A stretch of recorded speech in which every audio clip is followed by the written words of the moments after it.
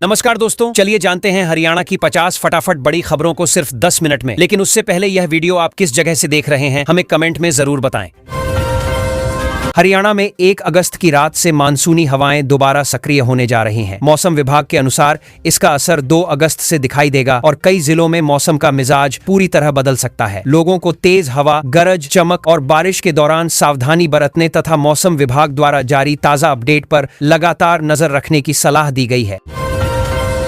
मौसम विभाग ने हरियाणा के कई जिलों में 2 अगस्त से 5 अगस्त के बीच भारी से बहुत भारी बारिश की संभावना जताई है। लगातार वर्षा के कारण कुछ निचले इलाकों में जलभराव की स्थिति बन सकती है। प्रशासन ने संबंधित विभागों को सतर्क रहने और नागरिकों से आवश्यक सावधानी बरतने की अपील करते हुए तैयारियां तेज कर दी हैं। सोनीपत, भिवानी, गुरुग्राम, फतेहाबाद, हिसार, झज्जर, पानीपत, फरीदाबाद और पलवल के लिए तेज आंधी और बारिश का येलो अलर्ट जारी किया गया है। मौसम विभाग ने लोगों को खराब मौसम के दौरान सुरक्षित स्थानों पर रहने, अनावश्यक यात्रा से बचने तथा बिजली गिरने की आशंका के समय खुले स्थानों में नहीं जाने की सलाह दी है। हरियाणा सरकार ने किसानों को राहत देते हुए प्रधानमंत्री फसल बीमा योजना में महत्वपूर्ण बदलाव किया है। अब फसल कटाई के बाद भी खेत में रखी उपज को 14 दिनों तक बीमा सुरक्षा मिलेगी। इस फैसले से प्राकृतिक आपदाओं के कारण होने वाले नुकसान की स्थिति में किसानों को अतिरिक्त आर्थिक सुरक्षा उपलब्ध हो सकेगी। नई व्यवस्था के तहत यदि कटाई के बाद खेत में रखी फसल ओलावृष्टि, चक्रवाती बारिश या बेमौसम वर्षा से प्रभावित होती है तो किसान भी बीमा दावा कर सकेंगे। सरकार का कहना है कि इस बदलाव का उद्देश्य किसानों की आय की सुरक्षा बढ़ाना और प्राकृतिक जोखिमों से राहत प्रदान करना है। नूंह जिले में 3 अगस्त को आयोजित होने वाली ब्रजमंडल जलाभिषेक शोभा यात्रा को देखते हुए सभी सरकारी और निजी स्कूल बंद रखने के आदेश जारी किए गए हैं। जिला प्रशासन ने विद्यार्थियों और आम नागरिकों की सुरक्षा को प्राथमिकता देते हुए यह निर्णय लिया है तथा सभी संस्थानों से निर्देशों का पालन सुनिश्चित करने को कहा है। ब्रजमंडल जलाभिषेक शोभा यात्रा के दौरान नूंह में सुरक्षा व्यवस्था पूरी तरह मजबूत कर दी गई है। यात्रा मार्ग पर भारी पुलिस बल और अर्धसैनिक बलों की तैनाती की गई है। प्रशासन लगातार निगरानी रखे हुए है ताकि यात्रा शांतिपूर्ण, सुरक्षित और व्यवस्थित तरीके से संपन्न कराई जा सके। इनेलो नेता दिग्विजय चौटाला ने हरियाणा सरकार से रोजगार संबंधी वादों को लेकर श्वेत पत्र जारी करने की मांग की है। उनका कहना है कि सरकार को रोजगार देने के दावों और वास्तविक उपलब्धियों का पूरा विवरण जनता के सामने रखना चाहिए ताकि युवाओं को सही जानकारी प्राप्त हो सके। भिवानी में अग्निवीर भर्ती के फिजिकल टेस्ट के लिए एडमिट कार्ड जारी कर दिए गए हैं। भर्ती प्रक्रिया के अनुसार शारीरिक परीक्षण 2 सितंबर से 15 सितंबर तक आयोजित किए जाएंगे। अभ्यर्थियों को निर्धारित समय पर आवश्यक दस्तावेजों के साथ परीक्षा स्थल पर पहुंचने और सभी दिशा निर्देशों का पालन करने की सलाह दी गई है।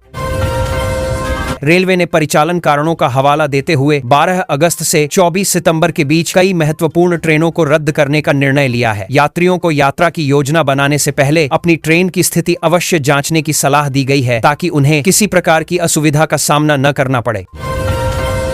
जयपुर, भिवानी और भिवानी जयपुर एक्सप्रेस ट्रेनों का संचालन 12 अगस्त से 24 सितंबर के बीच प्रभावित रहेगा। रेलवे के अनुसार इस अवधि में दोनों ट्रेनें कुल 44 ट्रिप तक रद्द रहेंगी। यात्रियों से यात्रा से पहले ट्रेन का स्टेटस जांचने और आवश्यकता होने पर वैकल्पिक रेल सेवाओं का उपयोग करने की अपील की गई है।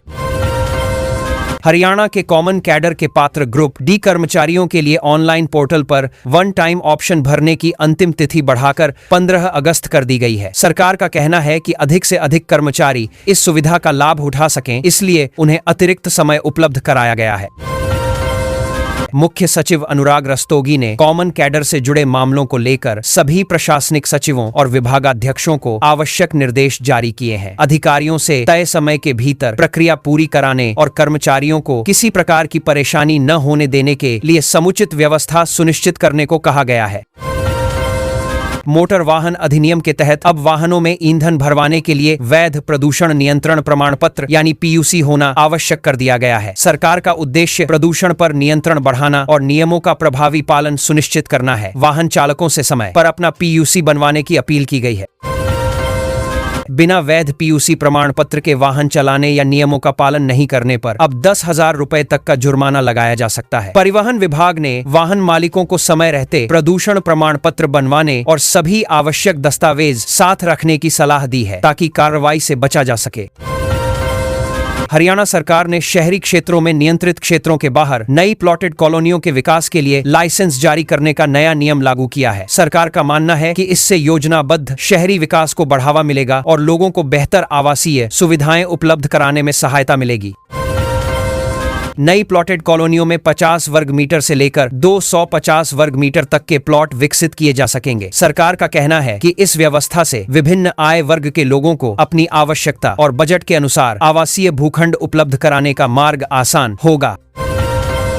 पालिका क्षेत्रों में नियंत्रित क्षेत्र से बाहर कम से कम 5 एकड़ भूमि पर नई प्लॉटेड कॉलोनियां विकसित की जा सकेंगी। सरकार ने इस संबंध में आवश्यक दिशा निर्देश जारी कर दिए हैं। इसका उद्देश्य नियोजित शहरी विस्तार के साथ आधारभूत सुविधाओं इंतमांत्र का बेहतर विकास सुनिश्चित करना है। इनेलो के प्रदेश अध्यक्ष रामपाल माजरा ने जेबीटी भर्ती मामले में हाई कोर्ट के फैसले के बाद राज्य सरकार पर सवाल उठाए हैं। उन्होंने भर्ती प्रक्रिया में पारदर्शिता और युवाओं के हितों की रक्षा सुनिश्चित करने की मांग करते हुए सरकार से स्पष्ट जवाब देने की बात कही है।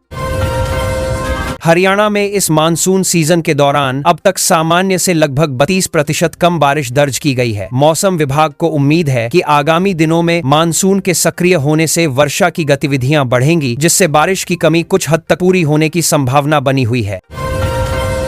हिसार में हाल ही में हुई बारिश के बाद तापमान में हल्की गिरावट दर्ज की गई है, जिससे लोगों को उमस से कुछ राहत मिली है। हालांकि राज्य के अधिकांश अन्य जिलों में अधिकतम तापमान अभी भी लगभग 35 डिग्री सेल्सियस के आसपास बना हुआ है। मौसम विभाग ने अगले कुछ दिनों में बारिश की संभावना भी जताई है। पिछले 7 दिन विभाग ने हरियाणा के अनाज बाजारों में आगामी फसलों की आवक को देखते हुए प्रशासन ने तैयारियां तेज कर दी हैं। मंडियों में खरीद, भंडारण, परिवहन और किसानों की सुविधाओं से जुड़े सभी आवश्यक प्रबंधों की समीक्षा की जा रही है, ताकि फसल आगमन के दौरान किसी प्रकार की अव्यवस्था या परेशानी का सामना न करना पड़े। साइबर अपराधों की बढ़ती घटनाओं को रोकने के लिए हरियाणा पुलिस ने युवाओं और स्कूली छात्रों के बीच विशेष जागरूकता अभियान तेज कर दिया है। इस अभियान के माध्यम से ऑनलाइन ठगी, फर्जी लिंक, ओटीपी धोखाधड़ी और डिजिटल सुरक्षा से जुड़ी महत्वपूर्ण जानकारी देकर लोगों को सतर्क रहने के लिए प्रेरित किया जा रहा है। हरियाणा के विभिन्न विश्वविद्यालयों में नए शैक्षणिक सत्र के लिए प्रवेश प्रक्रिया और काउंसलिंग के दूसरे चरण की तिथियां घोषित कर दी गई हैं। विद्यार्थियों को निर्धारित समय के भीतर आवश्यक दस्तावेजों के साथ अपनी प्रक्रिया पूरी करने की सलाह दी गई है, ताकि प्रवेश में किसी प्रकार की परेशानी न हो। स्वास्थ्य विभाग ने राज्य भर के सरकारी अस्पतालों को आगामी दिनों में मौसमी बीमारियों से निपटने के लिए पूरी तरह तैयार रहने के निर्देश दिए हैं। सभी अस्पतालों में आवश्यक दवाइयों, चिकित्सा उपकरणों और अन्य संसाधनों का पर्याप्त स्टॉक सुनिश्चित करने के साथ चिकित्सा सेवाओं की नियमित निगरानी भी की जाएगी। फरीदाबाद और गुरुग्राम के औद्योगिक क्षेत्रों में प्रदूषण नियंत्रण बोर्ड ने फैक्ट्रियों के कचरा प्रबंधन की औचक जांच बढ़ा दी है। अधिकारियों का कहना है कि पर्यावरणीय नियमों का सख्ती से पालन सुनिश्चित किया जाएगा और अनियमितता मिलने पर संबंधित इकाइयों के खिलाफ नियमानुसार कार्रवाई की जाएगी। राज्य के खिलाड़ियों को बेहतर अवसर उपलब्ध कराने के उद्देश्य से खेल विभाग ने नई खेल नर्सरियां खोलने के लिए आवेदन आमंत्रित किए हैं। विभाग का मानना है कि इस पहल से ग्रामीण और शहरी क्षेत्रों की खेल प्रतिभाओं को प्रशिक्षण मिलेगा तथा भविष्य में राज्य का खेल प्रदर्शन और मजबूत होगा। पंचकूला में हरियाणा कौशल रोजगार निगम के माध्यम से विभिन्न विभागों में रिक्त पदों के आंकड़ों को अद्यतन करने का कार्य तेजी से किया जा रहा है। अधिकारियों का कहना है कि इससे भर्ती प्रक्रिया अधिक पारदर्शी होगी और जरूरत के अनुसार रिक्त पदों पर नियुक्ति की प्रक्रिया को गति मिलेगी। रोहतक और सोनीपत के बीच राष्ट्रीय राजमार्ग पर यातायात को अधिक सुगम बनाने के लिए सर्विस लेन निर्माण कार्य में तेजी लाई गई है। परियोजना पूरी होने के बाद स्थानीय वाहनों की आवाजाही बेहतर होगी, जाम की समस्या कम होगी और यात्रियों को अधिक सुरक्षित एवं सुविधाजनक सफर का लाभ मिलेगा। अंबाला छावनी रेलवे स्टेशन के आधुनिकीकरण और पुनर्विकास कार्य को निर्धारित समय सीमा के भीतर पूरा करने के निर्देश दिए गए हैं। रेलवे अधिकारियों ने निर्माण कार्य की नियमित समीक्षा शुरू कर दी है, ताकि यात्रियों को आधुनिक सुविधाएं समय पर उपलब्ध कराई जा सकें और परियोजना में किसी प्रकार की देरी न हो। कुरुक्षेत्र विश्वविद्यालय ने आगामी परीक्षाओं के लिए ऑनलाइन आवेदन भरने की अंतिम तिथि बिना विलंब शुल्क के बढ़ा दी है। विश्वविद्यालय प्रशासन ने विद्यार्थियों से निर्धारित समय सीमा के भीतर आवेदन प्रक्रिया पूरी करने की अपील की है, ताकि किसी भी छात्र को परीक्षा में शामिल होने में कठिनाई का सामना न करना पड़े। यमुनानगर और करनाल के तटीय क्षेत्रों में बाढ़ सुरक्षा व्यवस्थाओं का निरीक्षण करने के लिए सिंचाई विभाग के वरिष्ठ अधिकारियों ने दौरा किया। अधिकारियों ने तटबंधों, जल निकासी व्यवस्था और अन्य सुरक्षा कार्यों की समीक्षा करते हुए आवश्यक सुधार कार्यों को समय पर पूरा करने के निर्देश संबंधित अधिकारियों को दिए हैं। सिरसा और फतेहाबाद क्षेत्र के कृषि विज्ञान केंद्रों ने किसानों को धान की फसल में कीट नियंत्रण को लेकर विशेष सलाह जारी की है। किसानों को नियमित रूप से खेतों की निगरानी करने, वैज्ञानिक तरीकों को अपनाने और कृषि विशेषज्ञों की सलाह के अनुसार ही दवाओं का उपयोग करने की अपील की गई है। महेंद्रगढ़ और रेवाड़ी क्षेत्र में जल संरक्षण को बढ़ावा देने के लिए भूजल पुनर्भरण संरचनाओं की मरम्मत का कार्य शुरू कर दिया गया है। अधिकारियों का कहना है कि इन कार्यों के पूरा होने से वर्षा जल का बेहतर संचयन होगा और भविष्य में भूजल स्तर को सुधारने में महत्वपूर्ण सहायता मिलेगी। भिवानी बोर्ड ने आगामी अनुपूरक यानी कंपार्टमेंट परीक्षाओं की सभी तैयारियां पूरी कर ली हैं। बोर्ड के अनुसार परीक्षार्थियों के रोल नंबर जल्द जारी किए जाएंगे। विद्यार्थियों को सलाह दी गई है कि वे नियमित रूप से बोर्ड की आधिकारिक सूचनाओं पर नजर रखें और समय पर अपनी परीक्षा संबंधी प्रक्रिया पूरी करें। पानीपत जिला प्रशासन ने नागरिकों से अपील की है कि वे अपने घरों और आसपास के क्षेत्रों में पानी जमा न होने दें। प्रशासन का कहना है कि इससे मच्छर जनित बीमारियों का खतरा कम होगा और बरसात के मौसम में लोगों का स्वास्थ्य बेहतर बनाए रखने में मदद मिलेगी। पलवल और मेवात क्षेत्र की ग्रामीण सड़कों की मरम्मत के लिए लोक निर्माण विभाग को अतिरिक्त बजट उपलब्ध कराया गया है। विभाग ने सड़क सुधार कार्यों में तेजी लाने के निर्देश दिए हैं ताकि ग्रामीण क्षेत्रों में आवागमन अधिक सुरक्षित, सुविधाजनक और सुचारू बनाया जा सके। जींद जिले में सहकारिता विभाग के माध्यम से पैक्स के कंप्यूटरीकरण का कार्य अंतिम चरण में पहुंच गया है। अधिकारियों का कहना है कि इस पहल से किसानों को सेवाएं अधिक पारदर्शी और तेज गति से मिलेंगी तथा रिकॉर्ड प्रबंधन भी पूरी तरह डिजिटल सुविधाजनक हो जाएगा। चरखी दादरी के ग्रामीण क्षेत्रों में राशन वितरण प्रणाली की बेहतर निगरानी के लिए विशेष समितियों का गठन किया गया है। ये समितियां डिपो होल्डर्स के कार्यों की नियमित समीक्षा करेंगी ताकि पात्र लाभार्थियों तक राशन समय पर पहुंचे और वितरण व्यवस्था में पारदर्शिता बनी रहे। उत्तर हरियाणा बिजली वितरण निगम ने बिजली चोरी रोकने के लिए ग्रामीण क्षेत्रों में विशेष जांच अभियान और अधिक सख्त कर दिया है। निगम ने उपभोक्ताओं से वैध बिजली कनेक्शन का उपयोग करने और किसी भी प्रकार की अनियमितता की सूचना तुरंत संबंधित अधिकारियों को देने की अपील की है। दक्षिण हरियाणा बिजली वितरण निगम ने उपभोक्ताओं की शिकायतों का तेजी से समाधान करने के उद्देश्य से नए हेल्प डेस्क नंबर जारी किए हैं। निगम ने नागरिकों से बिजली संबंधी किसी भी समस्या की जानकारी इन नंबरों के माध्यम से देने की अपील की है ताकि शिकायतों का समयबद्ध और प्रभावी समाधान सुनिश्चित किया जा सके।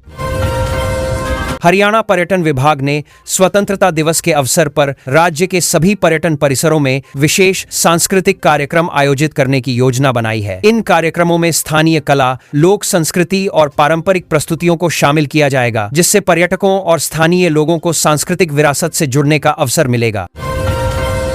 पंचकूला स्थित हरियाणा शहरी विकास प्राधिकरण ने विभिन्न सेक्टरों के पार्कों के रखरखाव की जिम्मेदारी नई एजेंसियों को सौंप दी है। अधिकारियों का कहना है कि इससे पार्कों की साफ सफाई, हरियाली और अन्य सुविधाओं में सुधार होगा तथा नागरिकों को बेहतर सार्वजनिक स्थान उपलब्ध कराए जा सकेंगे। हिसार एयरपोर्ट से घरेलू उड़ानों के विस्तार को लेकर नागर विमानन महानिदेशालय के साथ उच्च स्तरीय चर्चा पूरी हो चुकी है। राज्य सरकार को उम्मीद है कि प्रक्रिया आगे बढ़ने के बाद यात्रियों के लिए नई उड़ान सेवाएं शुरू होंगी और क्षेत्रीय हवाई संपर्क को और मजबूती मिलेगी। हरियाणा के सरकारी ITI संस्थानों में नए शैक्षणिक सत्र के विभिन्न ट्रेडों में प्रवेश के लिए काउंसलिंग का तीसरा चरण शुरू हो गया है। अभ्यर्थियों को निर्धारित समय के भीतर आवश्यक दस्तावेजों के साथ अपनी प्रवेश प्रक्रिया पूरी करने की सलाह दी गई है ताकि सीट आवंटन में कोई परेशानी न हो। महिला एवं बाल विकास विभाग ने पोषण अभियान के तहत राज्य भर के आंगनवाड़ी केंद्रों के माध्यम से स्वास्थ्य शिविर आयोजित करने का निर्णय लिया है। इन शिविरों में महिलाओं और बच्चों के स्वास्थ्य परीक्षण, पोषण संबंधी सलाह तथा जागरूकता गतिविधियों का आयोजन किया जाएगा।